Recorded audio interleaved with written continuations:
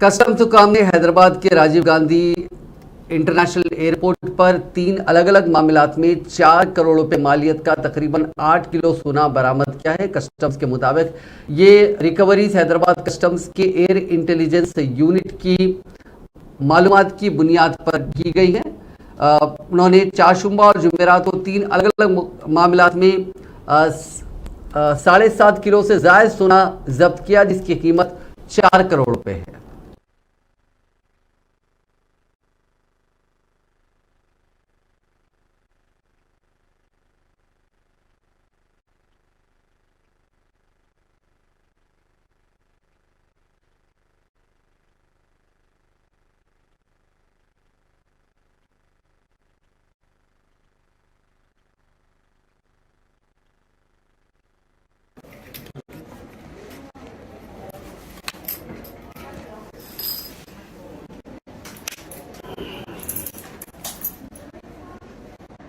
అన్ని ఎగ్జిబిట్స్ కింద ఉంటాయి అవి.